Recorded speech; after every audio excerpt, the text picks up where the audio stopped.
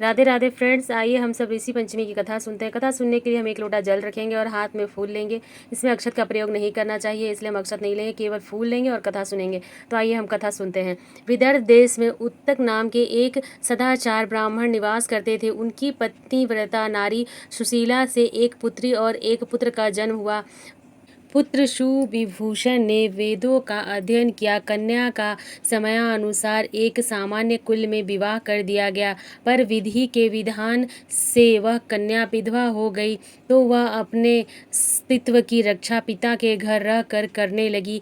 एक दिवस कन्या माता पिता की सेवा करके एक शिलाखंड पर शयन कर रही थी तो रात भर में उसके सारे शरीर में कीड़े पड़ गए। सुबह जब कुछ शिष्यों ने उस कन्या को अचानक इस हालत में देखा, उसकी माता सुशीला को निवेदन किया कि माता गुरु पुत्री के दुख को देखिए। गुरु पत्नी ने जाकर पुत्री को देखा और अपनी पुत्री की आचरण यह दशा देख के नाना प्रकार के विलाप करने लगी और पुत्री को उठाकर ब्राह्मण के पास लाई। ब्राह्मण भी पुत्री की दशा देखकर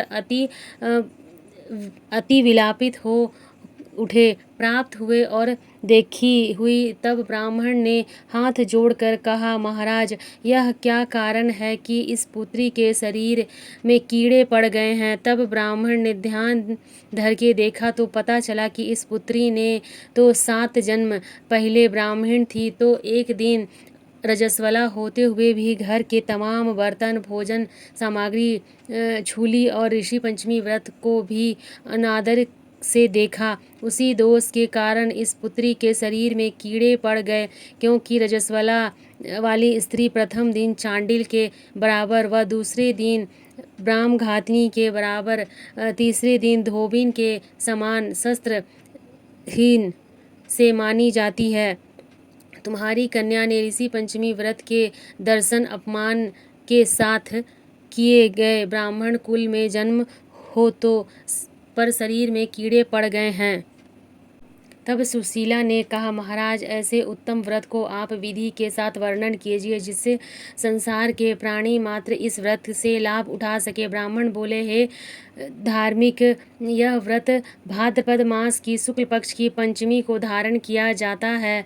पंचमी के दिन पवित्र नदी में स्नान कर कर व्रत धारण कर सायंकाल सप्तऋषि का पूजन से करना चाहिए। भूमि को शुद्ध गौ के गोबर से लीप के उस पर अष्ट कमल दल बनाकर नीचे लिखे सप्तऋषियों की स्थापना कर प्रार्थना करनी चाहिए। महर्षि कश्यप, अत्रि, भारद्वाज, विश्वामित्र, गौतम, जमगत्रि, वशिष्ठ महर्षियों की स्थापना कर आचमन, स्नान, चंदन, फूल, धूप, दीप, नैवेद्य आदि पूजन करके व्रत की सफलता की कामना करनी चाहिए। इस व्रत को करने उद्यापन की विधि भी करनी चाहिए। चतुर्थी के दिन एक बार भोजन करके पंचमी के दिन व्रत आरंभ करें। सुबह नदी या जलाशय में स्नान करके गोबर से लीप कर चक्र बनाकर उस पर कलश स्थापित कर कलश के कंठ में नया वस्त्र बांध कर पूजा सामग्री एकत्र कर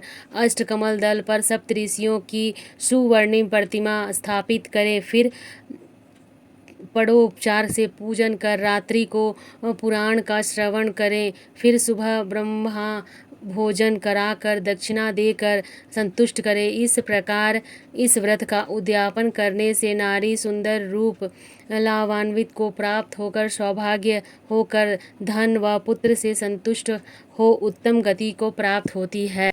ऋषि पंचमी का व्रत हिंदू धर्म में विशेष महत्व रखता है। यह व्रत सप्त ऋषियों को समर्पित होता है और महिलाओं के लिए इसे विशेष रूप से शुभ माना जाता है। मान्यता है कि इस दिन व्रत रखने और कथा सुनने से जन्म जन्मांतर के पाप समाप्त हो जाते और आत्मा की शुद्धि होती है। तो हे प्रभु, यह कथा सुनने वालों पर, कहने वालों पर और सुनते समय हुंकारी भरने वालों पर सभी पर अपनी कृपा दृष्टि बनाए रखना। तो इसके साथ ही हमारी कथा समाप्त होती है फ्रेंड्स। तो आपको यह कथा का वीडियो कैसा लगा मुझे कमेंट करके ज़रूर बताइएगा। फ्रेंड्स, आप सभी का बहुत बहुत स्वागत है मेरे चैनल पे। तो आप लोग इस व्रत को करते हैं या नहीं करते हैं, या फिर किस तरह से करते हैं, ये भी मुझे ज़रूर बताइएगा फ्रेंड्स। तो सप्तऋषि का व्रत जो होता है वो क्यों किया जाता है, इसका डिटेल वीडियो आपको चैनल पर मिल चुका है। आप वहाँ से देख सकते हैं कि इस व्रत को करने से हम महिलाएं जाने अनजाने में किए गए सभी पापों से मुक्त होते हैं और हमें मुक्ति मिलती है।